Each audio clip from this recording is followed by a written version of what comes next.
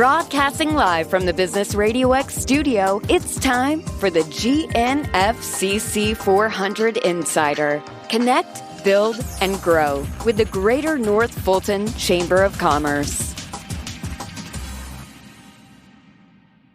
Hello and welcome to the GNFCC 400 Insider, the monthly radio show and podcast presented by the Greater North Fulton Chamber.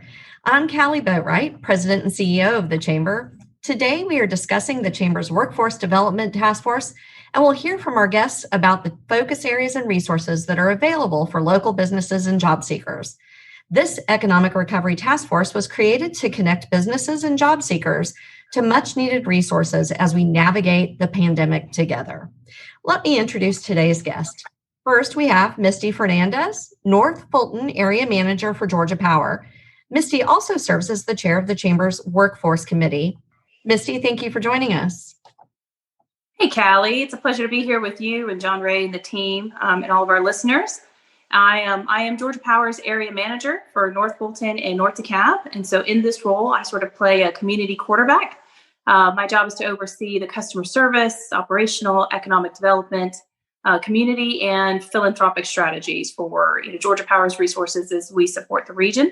But as you mentioned, I also serve on a handful of business and philanthropic boards in our community, including our own Chamber's board.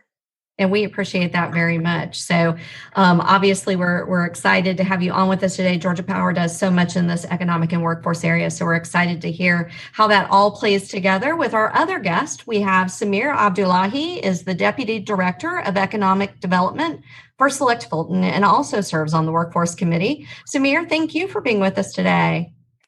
Hey, thanks, Callie. Although I do want to clarify for our listeners out there, I'm not with you in person. I'm at home, unfortunately, with the wife and kids, but connecting with you virtually, as we all are trying to do in this pandemic world. But thanks for having me. Samir Abdullahi, the Deputy Director here for Select Fulton. Select Fulton is the Economic and Workforce Development Initiative for Fulton County, and we're actually three separate organizations with different governance structures and different budgets, glued together to provide a seamless service delivery for our great companies here in North Fulton to grow not only their footprint, but also their worker base. And so the three groups that we stand on is the Development Authority here of Fulton County, their main incentive arm in working with large CapEx developers in order to get the buildings that we see coming out of the ground a little bit more quickly through tax incentives and the like. And then a middle economic development team really focuses on working with companies, the state, great chambers like yourself, in order to plug businesses into those buildings coming out of the ground. And then lastly, we stand on Workforce Fulton, which is our federal WIOA grant. We leverage that to do employment and employer services to help connect those businesses to our worker pipeline and also to upskill individuals to make sure that they can take care of the jobs in the future. So the idea is building out of the ground, company into the building, and making sure that the company can be successful with the right talent. That's the model that we built at Fulton County to take care of our companies. Thanks, Samir. And you all did a great job of telling us a little bit about what not just your companies do, but what you do. And, a lot of people may think as they're listening to this podcast that, Georgia's been doing great. We've been best state in the union for economic development, for 7 years running. Why would we need to worry about workforce? Well, I'm sure that you all can tell them that workforce is the major reason that folks come here. But as Samir mentioned, in the middle of a pandemic, there have been a number of changes that have taken place as far as folks in the workforce. And so part of that is the reason that we created the Economic Recovery Task Force in North Fulton to really focus on this workforce task force. Misty, as you're the chair of the committee, could you maybe frame up for us some of the focus areas of this committee? Yeah, would love to. So let me take a step back for a quick second and talk a little bit about who the workforce is and what we're trying to accomplish. So the workforce, as you mentioned, assembled through the chamber, is a coalition of about 25 leaders coming from the business, from government, education, philanthropy, all coming together to form a think tank and help really investigate and take a look to how do we flatten the unemployment curve, especially in North Fulton, and what kind of resources can we put in front of job seekers and employers to really keep people or get them back to work. So under the work of this committee, we have three focus areas. The first one is called rapid deployment. And here we have a focus really on immediate outcomes for rapid attachment to jobs. Here, the action items under this focus area are really focused around job fairs and job resources. In the former, we learned very quickly that there are lots of resources, lots of job fairs already underway across the region, right? So our work here is to help make sure that we are connecting employers to as many of those job fair opportunities as possible and making sure we're spreading the word and recruiting the right employers to participate.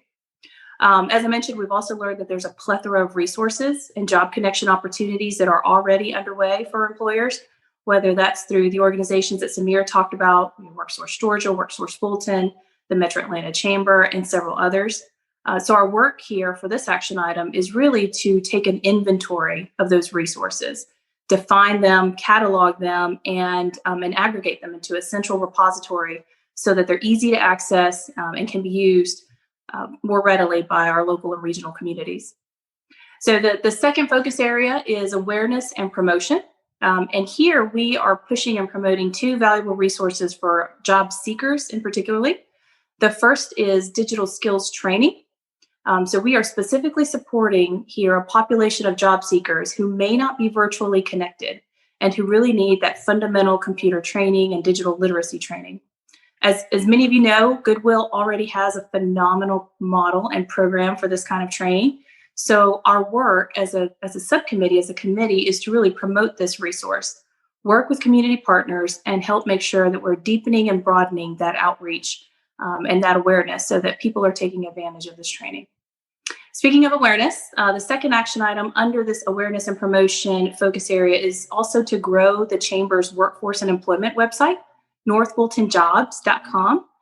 So this site is already a host for job postings across the region, and we certainly want to grow its use and its usefulness as a connector portal to the plethora of resources that I mentioned earlier. So if you're an employer, let me do a quick plug. If you're an employer listening in with us today, definitely please consider posting your job on northfultonjobs.com. And if you're a job seeker, make sure that you check out the hundreds of jobs that are already listed on there, certainly by some of our region's best employers. So the third and last one, Callie, of our focus areas is called Connecting Training. This one has the longest trajectory of our focus areas and is really focused on the broader workforce ecosystem. Here, our work is to assess job training programs and certifications for jobs that are in demand right now. And this is where educators and business leaders are working together to leverage some of those tools and some of those opportunities to expose students to in-demand trades and then match employers with those candidates who have already gotten the training and the resources they need to get back to work. So overall, our focus is not to duplicate or reinvent the wheel, but rather to understand and scale and amplify what is already in place. And again, just broaden the awareness and the outreach to as many people as possible. I think if we've learned anything during this time, it's that collaboration is key to getting anything successfully done. And so certainly appreciate the fact that there's no need to reinvent what other people are doing quite well. We just would rather partner with them and make sure that we're helping, as you mentioned, to get that word out. I appreciate all of the focuses that you have, and of course, particularly with North Fulton Jobs and us trying to really amp that up, especially during this time. I think that's very important. Samir, you're also part of the workforce committee and know a good bit about this. Misty mentioned the connecting to training element, and I think that you've developed a unique program within your ecosystem to also support North Fulton businesses. Could you tell us a little bit about that business grant training program and maybe which companies would be a good fit, how they would take advantage of this? Sure. And before I answer that question, just a special shout out to the North Fulton Chamber for putting on this unemployment and recovery task force. A lot of the times chambers help to build community and connections through business and networking events. Given the need in the community, public sector, especially government agencies, can't kind of fill that void on our own. So seeing nonprofits and private entities like yourself stepping up to the plate for economic recovery, right? The litany of people that Misty labeled there and the different groups represented are not there for their own vanity, but in order to take care of the community that they define as North Fulton. And I think that's a lot of the members that serve on that committee. That's where our focus is, not in our own personal gains, but what we can do to contribute back to the community, and thankful to the North Fulton Chamber to be a leader and really organizing that group. So speaking about how we've reacted, and one of the new unique programs that we've developed to help support businesses, especially trying to react during the COVID-19 pandemic. Traditionally, our workforce development services have really focused around individuals, so taking individuals, upskilling them, and helping connect them to those employment opportunities. Really, what we're trying to broach our new programming into is looking at business services. So how can we leverage some of these workforce training grant opportunities, connect them to businesses that are already doing some of the work that we try to do in upskilling individuals, but taking someone who is already unemployed and upskilling them so that they can either maintain that job or so the business continuity can go forward. So our business training loan program, which I'll plug it ahead of time at selectfultoncounty.com/training. You can go about and learn a little bit more about the program. In its simplest form, again, it's a business training grant that companies can leverage. Any company that's had to react to COVID-19 and to the COVID-19 pandemic, and they've had to change either their internal processes. So let's say they've had to go slightly more virtual with the teams now that everyone's not able to move into the office. Is there an associated training with that? Or maybe there's a new process for a business line that's being developed because now you've had to pivot that business due to the COVID-19 pandemic. If there's training associated with that, we can use this worker training grant to help offset that business cost, likely and hopefully for them to unlock that training. Ideally, that's who we're targeting, right? So part of that big benefit, I think, to the company, again, is understanding that now you've got a co-equal partner. So while we may come in and only do or start with the initial service, which is the grant offset, really what we're trying to do is build relationships and partnerships to expand our business services line to see what other avenues we can leverage the workforce training grant dollars that we have to support companies in business so they can grow and sustain themselves here in North Fulton.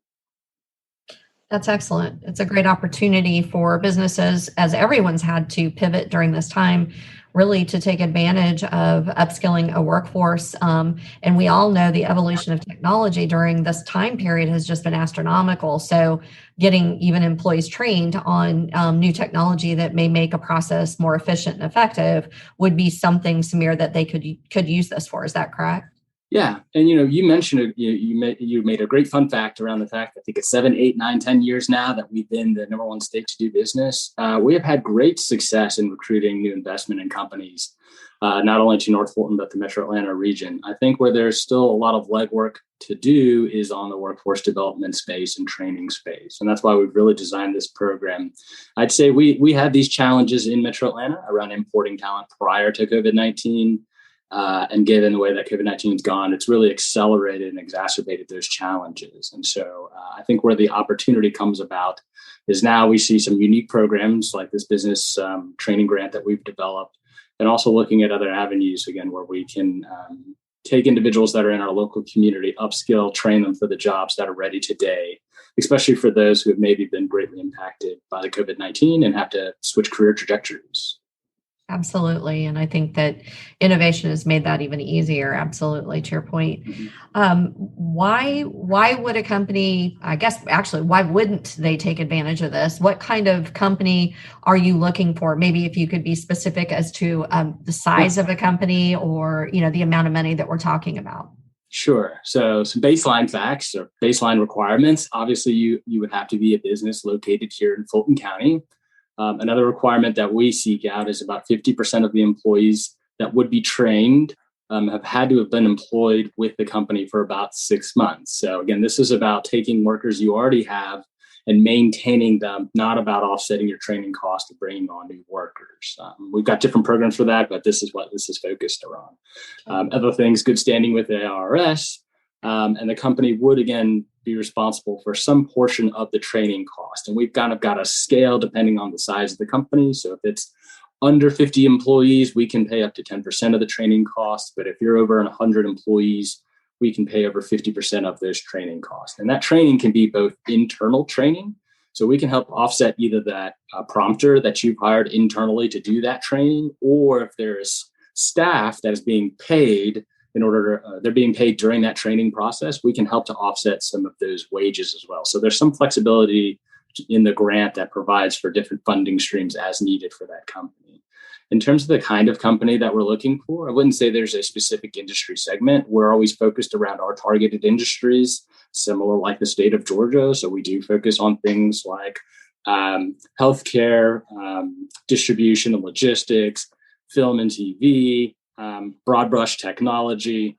I feel like many companies can kind of fit into that bucket. And so that's really who we're looking to work with. And beyond, like I said, just this specific initiative about building relationships with companies and understanding what are those workforce development challenges so that we can craft new programs to react to their needs.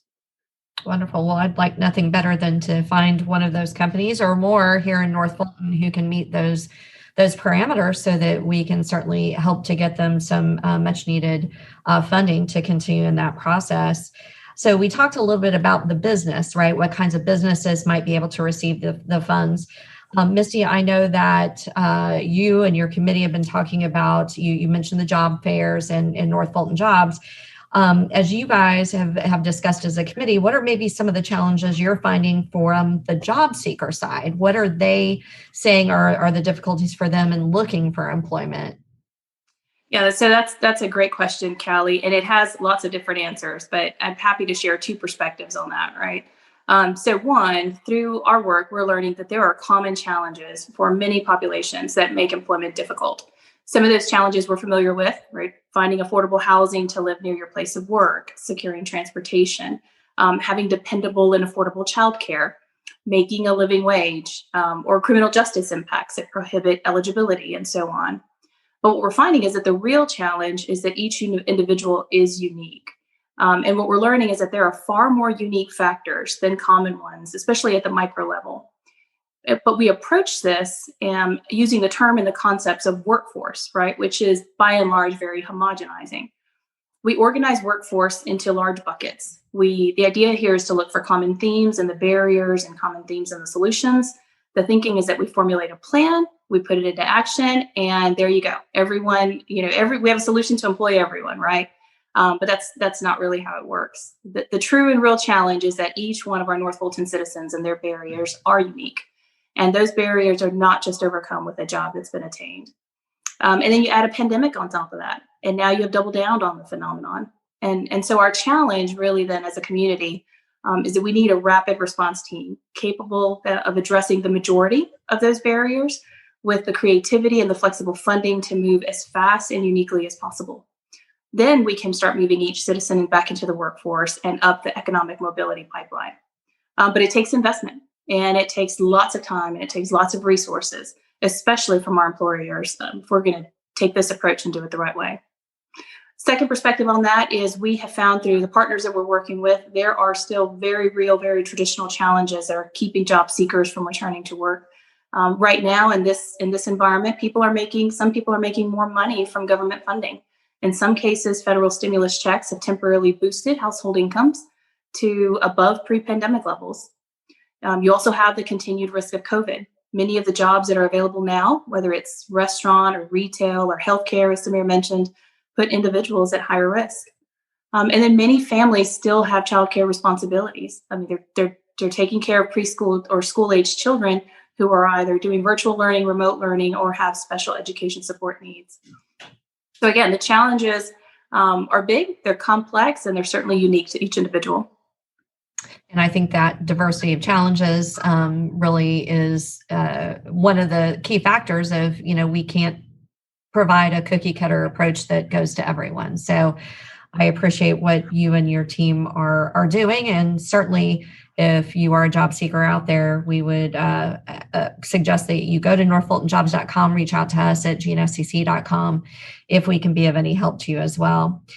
So Samir, obviously in Fulton County, as in many counties, we've seen ebbs and flows as the pandemic has been almost a year now, and I'm sure none of us wanted to ever say that, but here we are looking at March. So the average unemployment rate for cities in North Fulton is 3.5% right now at the time of taping this, compared to 6.5% for the remainder of Fulton County. What unique challenges maybe are you hearing from employers up in North Fulton who are trying to fill open positions, juxtaposed against, the larger as a county or state? Sure, yeah. And what's interesting, see, if you understand the data points, you're actually giving a self-compliment to North Fulton, right? Because your unemployment rate is tied to the people that live in your community. So when you say 3.5% for North Fulton, what that speaks to me is that North Fulton is just full of a quality workforce, right? Because those people are able to find employment. Now, it doesn't necessarily mean that those people find employment in North Fulton, right? And so, again, it speaks to the quality of the workforce, but may not necessarily speak to the challenges of local businesses in getting talent. And it's one of those challenges that we see across Metro Atlanta of not only a skills mismatch, but a geographic mismatch. So it is, while North Fulton does have a great and talented work base, not all of them leave North Fulton to go work somewhere else. And more importantly, North Fulton is a fully amenitized community, which requires a huge litany of workers, not just to support traditional industries like office and the like, but also the service industries that are supporting those office workers. And so a lot of times we see that big geographic and also skills mismatch. Again, similar kind of my comments from before is it was a challenge that we suffered from prior to the pandemic. The pandemic has really just exacerbated some of the challenges that we've seen for employers in North Fulton. Again, I'd hone in on the skills mismatch piece and the lack of really having enough individuals, especially when we talk like a healthcare system, right? Mm-hmm. The ability of them to identify and bring on board CRNs, right, certified registered nurses prior to the pandemic was very difficult. And now you look at the pandemic world, the top dollar prices that they're paying for CRNs that are traveling across the nation for the highest and best price. How much has that really changed their training models? Similar as we're looking to school systems, many of our North Fulton companies are very good about partnering with educational institutions, or at least understanding how to build talent pipelines with groups like Gwinnett Tech, they're up in Alpharetta, and also some of our more traditional universities downtown. Now that everything is virtual, trying to build those talent pipelines or reactivating some of those talent pipelines that used to exist can be really challenging, because now you're not able to get in front of that individual, sell your industry, sell the workplace and that opportunity. So I'd say for a lot of our employers, they're going a little blind and trying to reinvent the wheel on how they were hiring individuals or promoting the job opportunities or connecting with individuals, because of the COVID-19 pandemic has made everything so virtual and upended a lot of their traditional pathways to get employers and employment. But I say that, again, fundamentally, the challenges existed before the pandemic. Now it's how creative can we be as a community to find new ways to build those talent pipelines. Yeah, and I believe that part of that benefit has been the fact that this area of North Fulton is really full of healthcare technology companies that are traditionally going to require perhaps a higher level of training, back to your point, Samir, and that there are dollars out there for retraining individuals to get them ramped up to be able to, for new innovation if it were to occur within a company. So I think that you're right. It's certainly a system of, job seekers to employees who are ready to work in the right industry. And so that mismatch is definitely a real thing out there in the world today. Sure, the direct northfultonjobs.com, right? That's one of the things that have come out of this is here's another way we're going to offer employers a way to connect with individuals. And that's what I'm excited about. Instead of dwelling on the challenges that we face ahead, about thinking about the opportunities that will help not only to react to COVID-19, but also to make us more sustainable into the future, even if COVID-19 hadn't happened. So it gives us a way to rethink how we're doing our processes. That works for me. Right. Yeah. And it's an excellent point, because North Fulton Jobs was not something that came after the pandemic. We created it prior to meet the need of, in particular, the technology companies that exist up here who were not able to find employees. So, it certainly works in both instances. But to your point, it's been an issue for longer than simply the last 12 months. All right, this is the fun part of the program for both of you. This is your crystal ball moment. I'm sure you're both very excited about it. From what you are hearing in the marketplace, maybe the research, and I know both of you are a little wonky and like to get into the research of what's happening in the workforce. what are your predictions for some of the industries that are most impacted by the pandemic? And right now, I think for most of us, that means, the hospitality and restaurant industries and certainly others within that. But do either of you care to make any types of predictions as far as timeline as we're seeing the reemergence, if you will, of these industries? Yeah. So what would we give to have a crystal ball, right, and know what that timeline looks like? But I will say, and take a minute to brag, our crystal ball comes in the form of our community and economic development team at Georgia Power. I mean, highly skilled, nationally recognized individuals who spend lots of time really understanding what it takes to help our state and our businesses prosper and grow. A couple of things, insights from our perspective. We do think we're going to see a post-pandemic boom, and it's going to result in travel, tourism, and hospitality surges. Think about Canton Street in Roswell, right? We humans are very social creatures, and we see that we crave that connectivity, and we think we're going to see more of that. But it is going to look different than what it's looked before. We expect to see more pop-up, more frequent exclusive experiences instead of large crowds, and definitely a continued use of mixed virtual and face-to-face events. Some large conferences will resume, and some of those worldwide large conferences have already proudly announced their 2021-2022 plans. But it'll be interesting to see what attendance looks like, as there's still a lot of diversity around comfort levels with these events, right? Several corporate entities still have definite suspensions on large-scale events. And if you look at like the Masters, even CBS Corporate is not planning to make a big splash at the Masters this year. So personal and corporate risk tolerance will have a huge impact on business travel, which is often the lifeblood of CVB. Yeah. On the flip, go ahead, Callie. Yeah, I think you're right. I think there are a lot of businesses restricting and a lot of people who are still waiting to see what's going to happen. That's right. But on the flip side, on the brighter side, look at all the mixed-use developments and those investments that are going on around Metro Atlanta. Very exciting projects taking place in Alpharetta, even in Roswell, and one that was recently announced in Dunwoody. Samir mentioned earlier the film industry. We also expect the film industry to continue to have a positive impact. As filming continues to rev back up, those are CVB dollars that are going to be more critical now than they were even before COVID. Lastly, the other thing that excites us is seeing the corporate relocations and those announcements that we've seen around Metro. Lots of corporate jobs coming to Atlanta. Microsoft alone is going to add, several thousand jobs over the next couple of years. And withstanding a major economic slump, that growth is also enough to help buoy some of these industries in Metro Atlanta. So bottom line, Georgia and Metro Atlanta will be uniquely positioned really to take advantage of that surge. Whether we agree or not, the state opened early and has stayed open. This has helped our industry here in Metro. We have the airport. We have Delta, the most trusted airline in COVID travel. We have awesome weather here in our great state, and we have the culture and the grit that we've demonstrated over the course of 2020. People want to come to Atlanta. The key is really going to be for us to understand and support our most vulnerable businesses. I think about our hospitality and restaurant industries. You mentioned, Callie. Our folks, many people have adapted to low-touch activities, and these activities are going to remain in place even after the pandemic. So how do we help these businesses make the transitions that they need to make? How do they take advantage of the programs that Samir is offering? And then how do municipalities step in and help with either flexible policies or reducing fees and permits or just being flexible with payment plans? Whatever it takes, it's going to take some creative solutions so that our businesses can continue to grow and continue to generate revenue. Very good, Misty. Samir, how about you? Crystal ball prediction?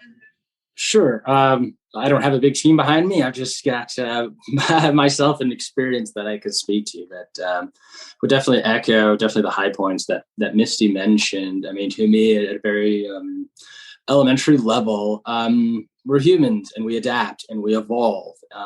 Some of that, I think, is really based around the clarity of information.